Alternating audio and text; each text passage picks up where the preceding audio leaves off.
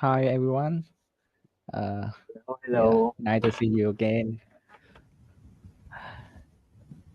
we Now are let's live, get right? starting. Yeah. Okay. Uh, so first thing first. Uh, you guys, are you guys remember yesterday talk? Mm, Let me see. This is the this is my game from Stake. Yesterday we have learned about the decision, a meaningful choice, and this is our last slide. The, this is hard to talk. This game doesn't have any meaningful decision. They are just pure luck. And that talk likely this is a blind decision. So player just hopeful they want to click and find the mine. I mean the diamond. People click here and there, hoping mining the diamond. This is the kind of game uh, we have been learned the meaningful choices. They didn't work so much, but people still come to this game because money, right? But besides the money, this game quite addictive. So they even have the strategy while you mining. Uh, they even have the sand where to mine here and here. They even have the pattern you see the in the video, right? Uh, they just follow the pattern. They believe that spot is the right spot. Like yeah, they are. This is weird when we learn about the game. This doesn't make sense. So why making game? Normally, you want to put what you think is fun into your game, but this has the limit because your fun is not player fun. Let me take an example. A player play Candy Crush, and then you invite them into a Dungeon and Dragon session. I swear that is not really the uh, good experiment. So we need a tool to align the fun definition. That us fun and their player fun is the same. So we need to engage them, motivate them, and that's a big question about how to make a game. Through time and many game in the history, we found out the answer is the psychology. Of course, psychology and neuroscience. Psychology and neuroscience are deeply interconnected because they provide a complete understanding about the human mind and behavior. But today, we just learn about the psychology segment. Have you ever read a book Thinking Fast and Slow? Like the system one is fast and emotional, the system two is slow and logical. This book is about the internal cognitive system, but psychology has a long history. So we have to learn the basic. First is the behaviorism. Yes, please back one slide, please. Sorry. Uh, and you can see a monkey. We have a really fun stencil like monkey see and monkey do, right? Psychology is science uh, from long time. Old people, really old people. I mean, really a long time ago, people observed the sun rise and set. Then they discover about sun and moon orbit about the earth. Yeah, I know it's wrong, but they have to prove that is wrong. And there another example like Newton saw apple fell on his head, then gravity is born. Like so, historically, they want people really want to know about human. They want to observe our behavior in some environment and see what we can do, what we do when we see some environment like we have they have the conclusion maybe wrong, maybe that's true. uh, they constantly observe, note, and providing they improve our behavior. That's we call behaviorism. So please next the slide. Then this uh, have you guys familiar with this picture? This is powerful dog experiment by some Russian. Yeah, I think he's Russian. This is a setup about Pavlov dog experiment. There's a small tube was attached to the dog. This tube would drain saliva into some measure device. Pavlov dog experiment is one of the most famous study in psychology. When the dog was present with food, they would naturally select. But when he observed something new, the dog began to salivate before the food were present. Like they hear the footstep, bell, light, or saw someone who brought food. Now we have to learn about the conditioning in Pavlov dog experiment. At this at this stage, this called before conditioning. This stage, the dog had not yet formed any association between the bell and the food yet. Uh, the the dog hear the bell right now. They don't have any salivation, and then the dog see the food. He naturally salivate. Please next the slide. Now we talk about the during conditioning. This time, when the bell ring, uh, maybe Pavel himself or maybe his assistant immediately bring he a food. The dog naturally salivate because the food, not the bell ring.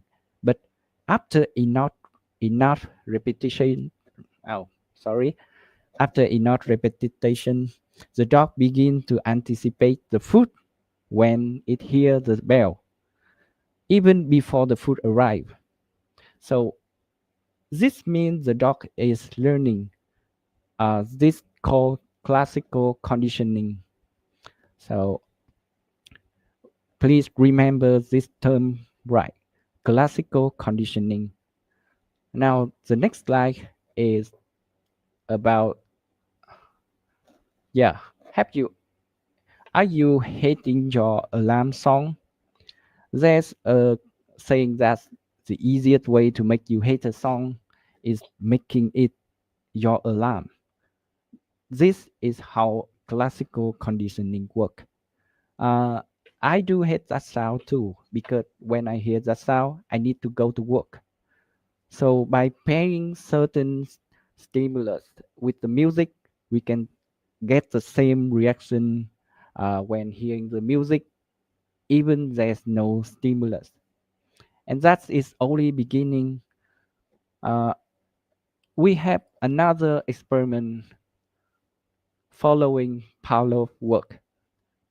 There, please next slide. This one called Skinner box. Uh, let me explain something about this. Uh, this box contains a lever or maybe a button. Which one that animal can press?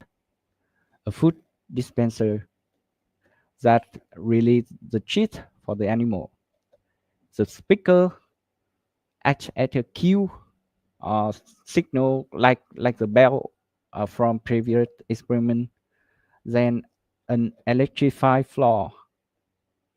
Yeah, you can see the rat is standing on the electric grid. This is for punishment. Sometimes a recording device measure how often the animal press the lever. Now the test subject here is maybe a rat or pigeon placed inside the box. They just need to press the lever and then the food will come out. Then what happened? The rat, the rat, the first he will explore the box. He may accidentally press the lever. The food, of course, it will come out as a reward. Over time, the rat will learn, like the dog, that when you press that lever, then you will give food. If it pressed more frequently, and this is operant conditioning. This experiment has some variation, like when the rat press the lever, he get food. This is positive reinforcement. Uh, there are some variation like the negative reinforcement. When the rat press the lever, he will stop the electric shock. There are also variation about the punishment when he press the lever and he will get shocked. Then, what conclusion can be drawn from the Skinner box? Nhật Trần, can you please help me the Yeah, okay. your conclusion? Thanks, Tian, for explaining the Skinner box. So as you can see, right, Pavlov's dog is only the beginning of classical behaviorism. Behaviorism is all about seeing how far can we make some creatures or even human do something based on some set of operation. For example, in this experiment, the rat will press the button or the lever, right, and then maybe like the food will come out or it will stop the electric grid. And then after experimenting, then Skinner found out that there are four ways to create a behavior from the rat. So the first one to make the rat do something is called fixed value. So fixed value is whenever the rat press the button, it will receive a food pellet. So it is kind of similar to how Pavlov's dog work. It understands that when it hear the bell ring, some food will come out. So in this experiment, the rat understands that whenever it press the button, some food will come out. So what happened? We just teach the rat how to press the button, right? Like normally press doesn't have button in like wildlife. There's no button in the wildlife. But now we managed to teach a rat to that so that whenever it is hungry, it press the button. But we can even go even further. So normally we think that whenever the rat push a button, some food will come out, right?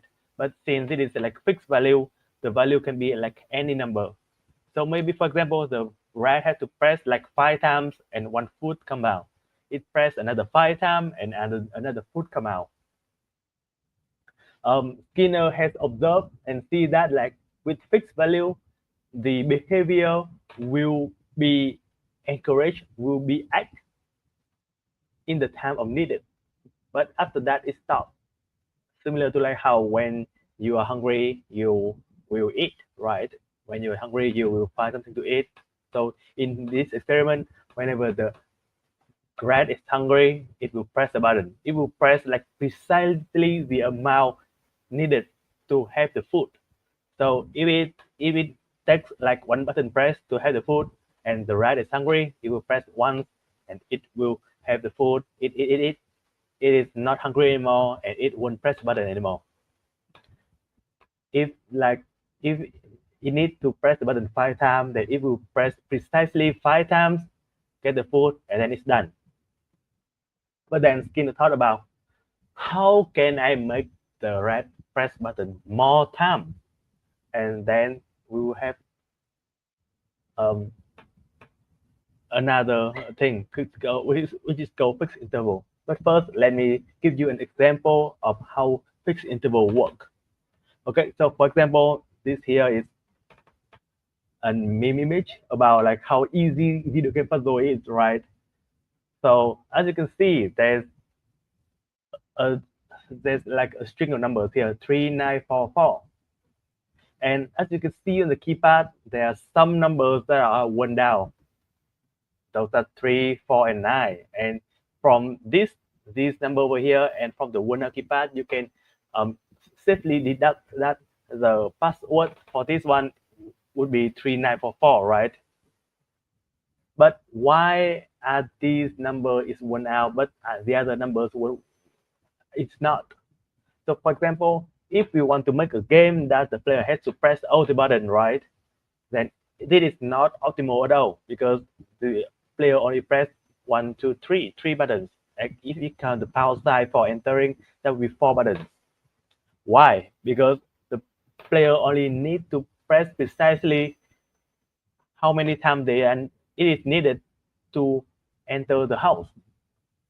That is why in fixed value, the player or the rat will only do the precise amount of work needed in order to do something. So after the first experiment with fixed value, right? Um, Skinner tried something else. He tried something called fixed interval. From the look of the clock over here and from the word, I think that some of you might guess what it is. So in fixed interval, uh, no matter how many times the red press the button, the food pellet will be released at a certain interval. For example, 10 minutes, one food pellet. So between 1 and 9 minutes, how many times the red press the button, it won't have any food at all. But if it press at 10 minutes, then it will get its food. With this kind of reward schedule, Skinner realized that the act is the animal do the act the animal does the act the most whenever it is close to the time that the food will be released. So for example, if the interval is 10 minutes, right, then the Brad will start pressing the button at around like 9:30 or 9 minutes and 45 seconds. The timing is not precise because of course the rat doesn't have a clock and it also doesn't know how to read a clock. So it is not precise, but the internal clock of the rat let it know that it is about time. And when it senses that it is about time, it will start pressing a button furiously so that it can get the food right on time. So one of the most example of this kind of reward schedule is with the daily login reward. In order to keep the player keep coming back to the game, most online games or like even mobile games nowadays give reward daily to the player. So there's a fixed schedule means that the player will log in the game daily at least once, and that's how you create behavior for the user. You had great habit for the user because like without this kind of mechanic, then maybe the player won't even remember the game at all, or they won't have like the incentive to return to the game. Similar to how like the rat has to press the button near the time needed so that it will receive the reward. The player has to log in every day to receive the reward. And hopefully, when the player log in every day to receive the reward and they have more resources, they will play the game. And the more time the player spend playing your game, the better chance that they will keep playing your game and they will retain and they will stay.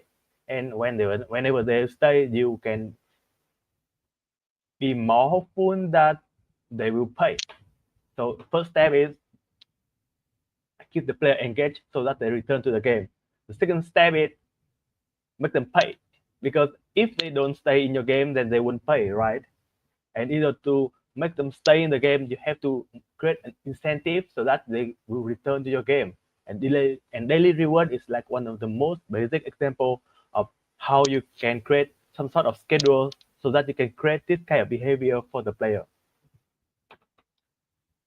Okay, so the next thing is Skinner decided to push things far a bit further. So he decided to try that with variable interval instead of fixed. Now the interval between the time that the food will be dropped is random. So the rat doesn't know exactly when the food pellet is dropped. It just knows that some time will be passed before the food pellet is dropped again. So what does it do? It sometimes press the button. So because it knows that it the food doesn't release at precisely this time anymore. It decides that it doesn't want to previously press the button whenever the timer tell it to when its internal timer tell it to press the button anymore. It just know that okay, maybe sometime I will press this button, sometime I will press the button, and then hopefully that something will come out. One of the most I think like universal example for this kind of reward schedule is texting. Because this is when you text with each other, others sometimes will reply like very fast, right? But sometimes it will take them like 15 minutes, 30 minutes, or even like half a day to reply to your message. If it is like an important conversation, like for example, you are flirting with your crush, or you are like dealing with like some sort of like legal nightmare or something, and you are like very, very invested in this conversation, and the other haven't replied you yet, you will constantly checking your message to see that if there's like a new text coming up, right?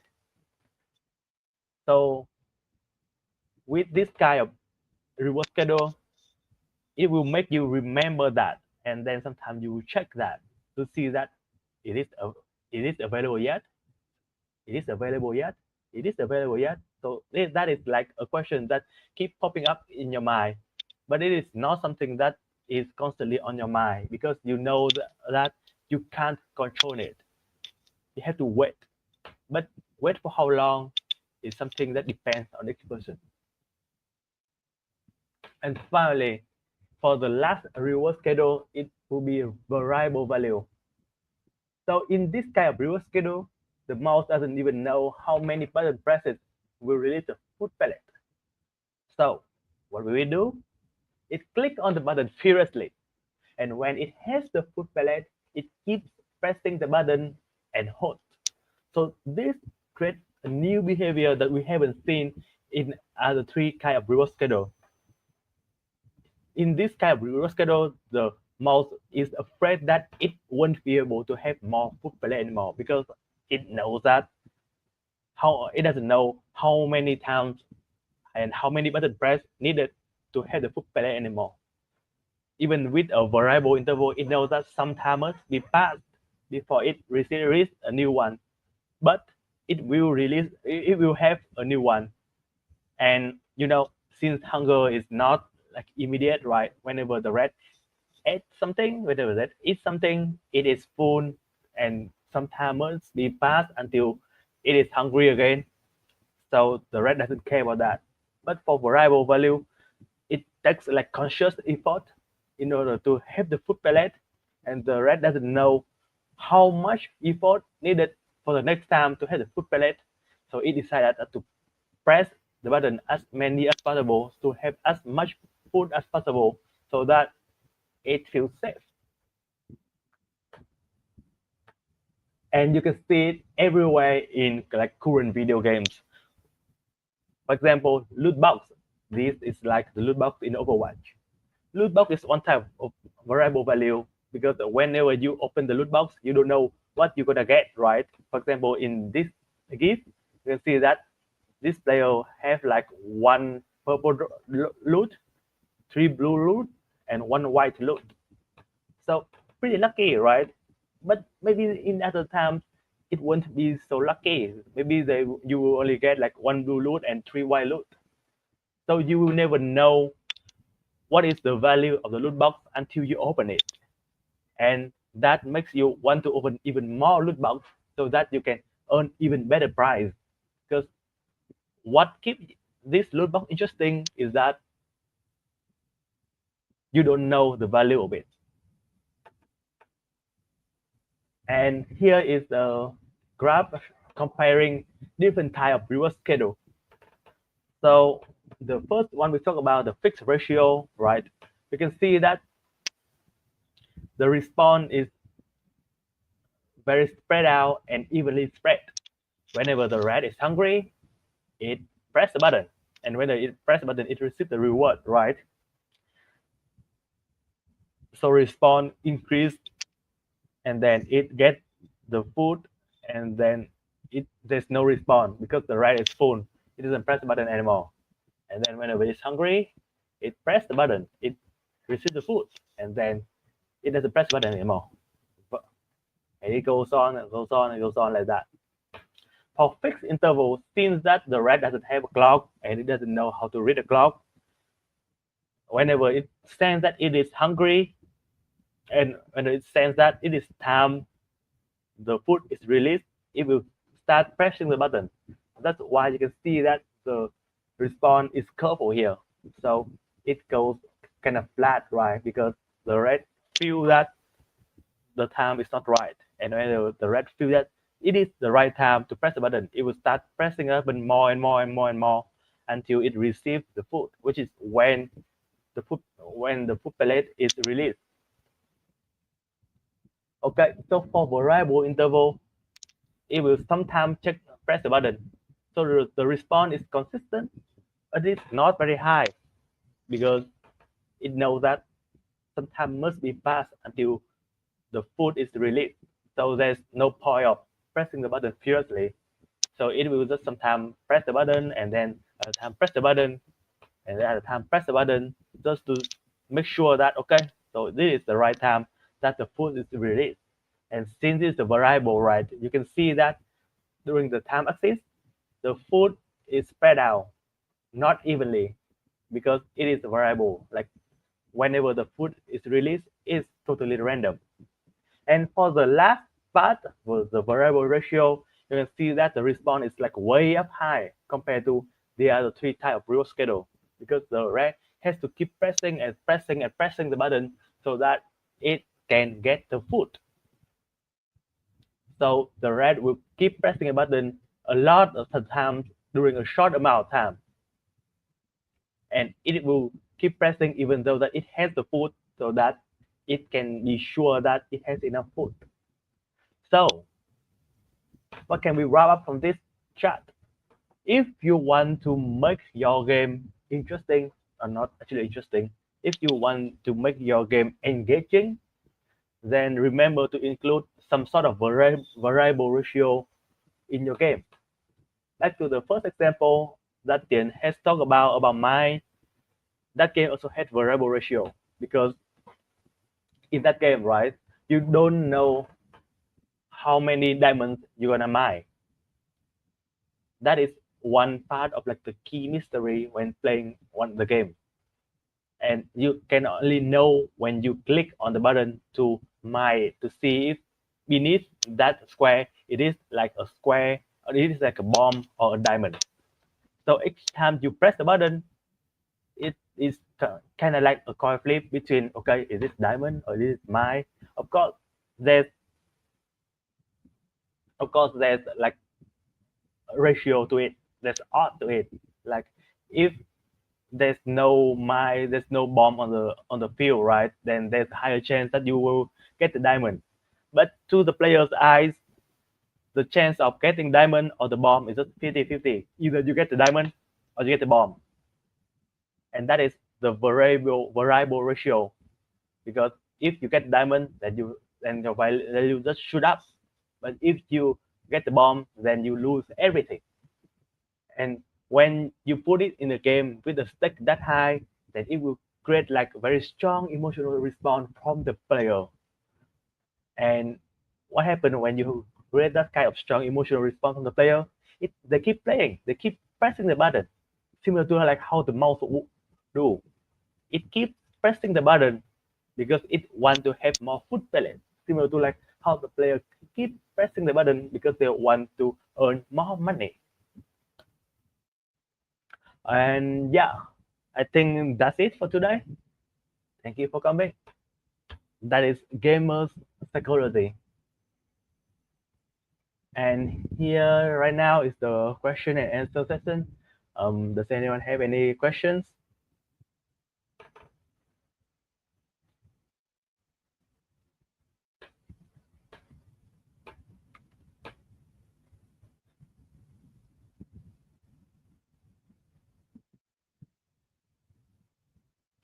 Oh, I think we have a question here. What are the ethical implication of you? What are the ethical implication of using psychological manipulation technique in game design?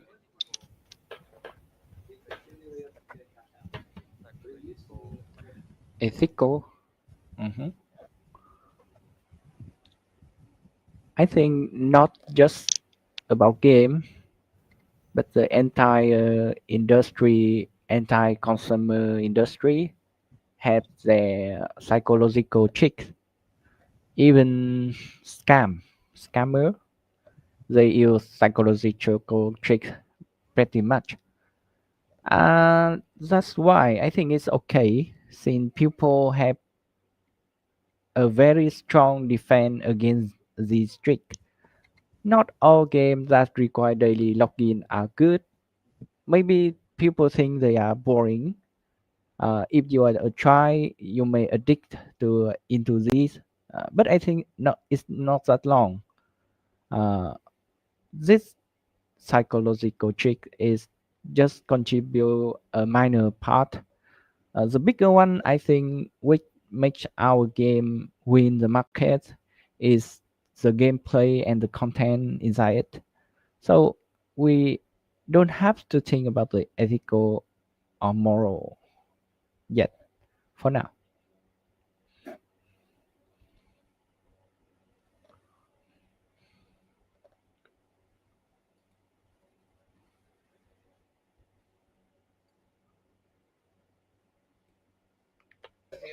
Another question is daily variable reward are interesting in gacha game. Do you have any experience with that? Hmm.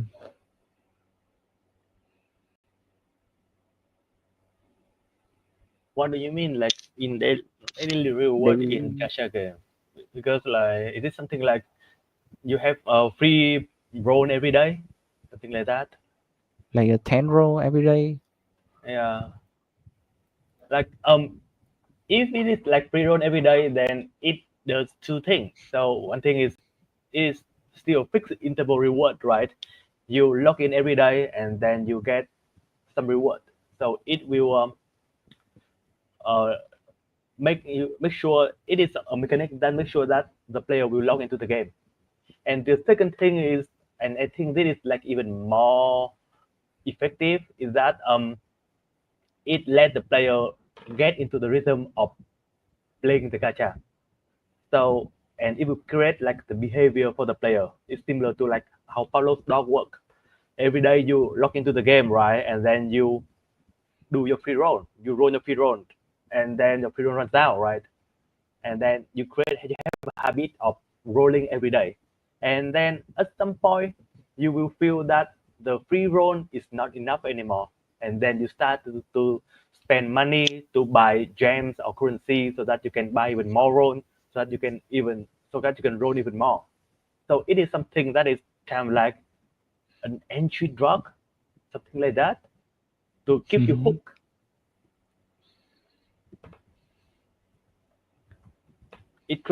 Uh, It yeah, invokes like the behavior of login every day, and then it also invokes the behavior of rolling every day. it's increase the impression rate for the gacha banner. Hmm. And it is like some gacha banner that the publisher they want to focus on. Then okay, yeah, of course Yeah, the player has to log in and see what is like the banner is on currently, right? And then maybe they will spend real money to roll for the banner. yeah.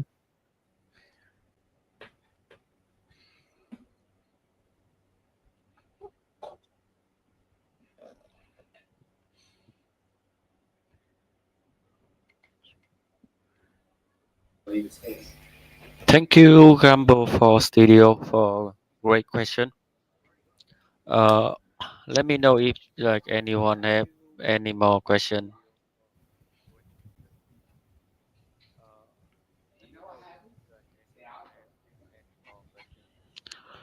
So one more question is that how do you avoid creating addictive mechanic while still maintaining player engagement?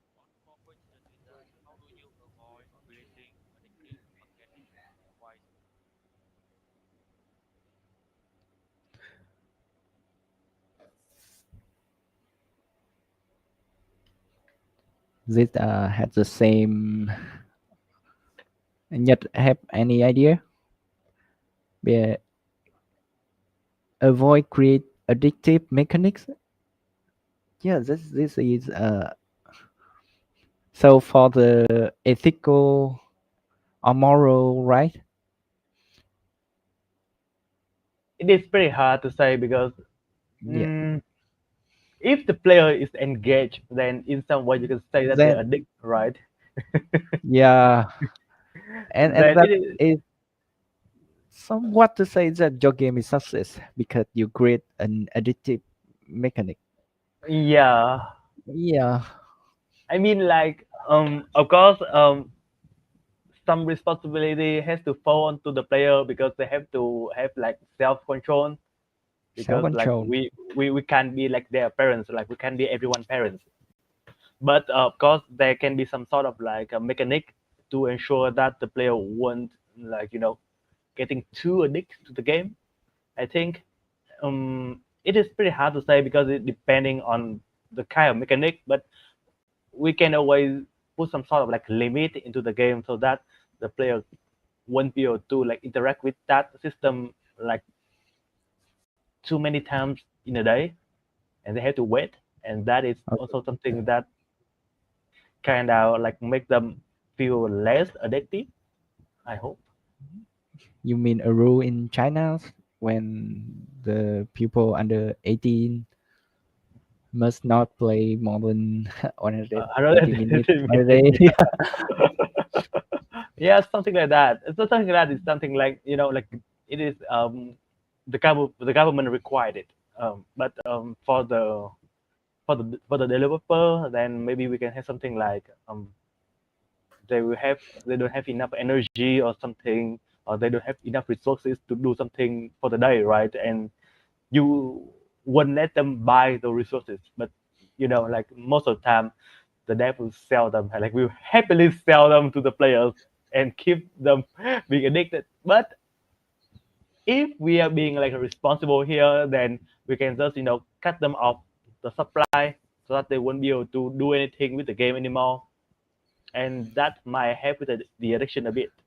Of course, like for example, if the player like totally has no self control and like the game is like so addictive, and they decide, for example, create another account to play the game, then it is pretty hard to control. But like that falls onto the player, right? We can't do anything about it. But I think this is a really serious problem when talking about the gamble game. Yeah, I can see that there's some sites that they have a betting amount limit. So per day you can only bet this much amount. You can't bet anymore, even though you can win even more. But you can have like you have like a limit of like for example $300 bet per day. If you already place fully like $300, then you can't bet anymore. You have to wait until tomorrow, and that is something that can control the addiction. Control the player. Yeah, we have to put a limit for them if they can't control themselves. Yeah, in a in our developer, we need to create a game that's really engaging by using the psychological trick.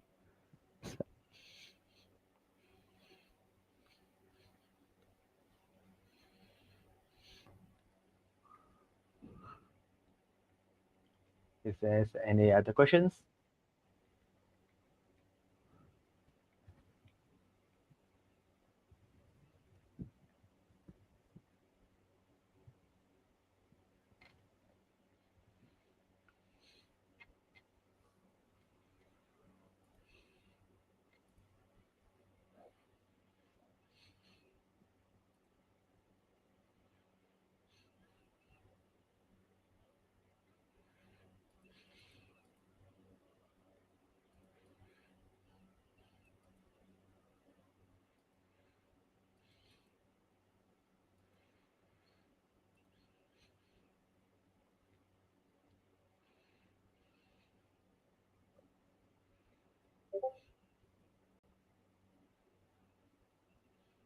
Okay, I think like we can start with the game now, and just to test everyone like ability.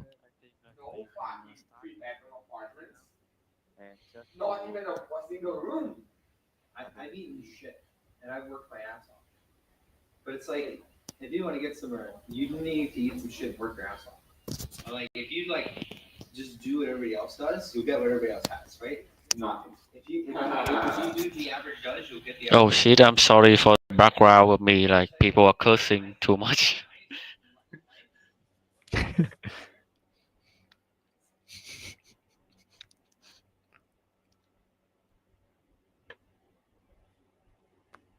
Okay, guys. So scan the QR code. Like, is it presenting? Mm, no.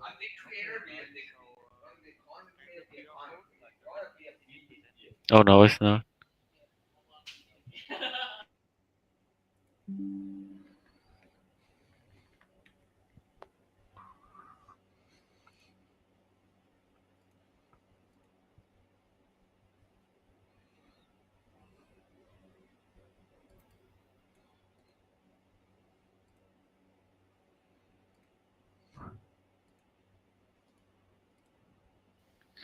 Yeah, I'm in the room of like Solana people now, and like yeah, so many crazy stuff going on.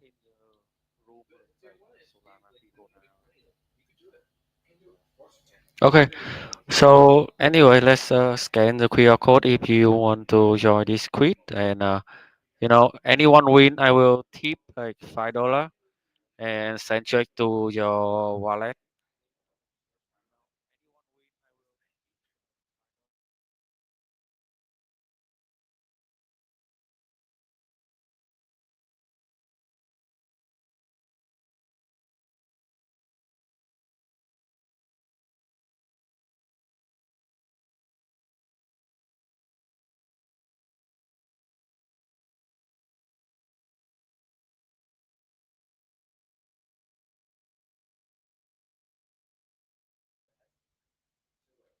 Mm, is that everyone? Should I should we go? Should we go? So there are like 10 audience in Discord, and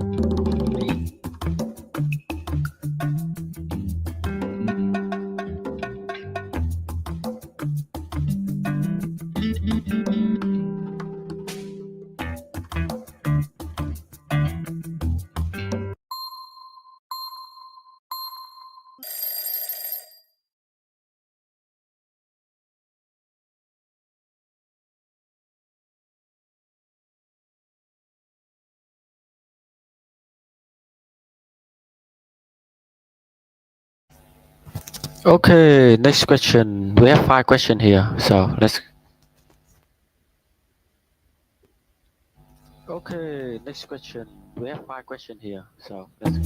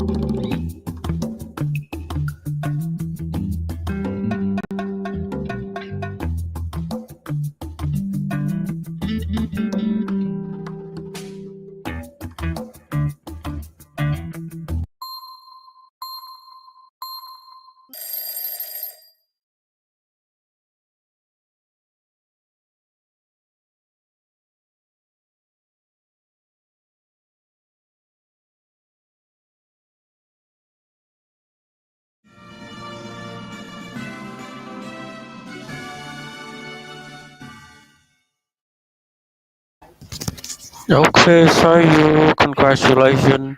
Let me see. So you. Okay, so you congratulations. Let me see. So you.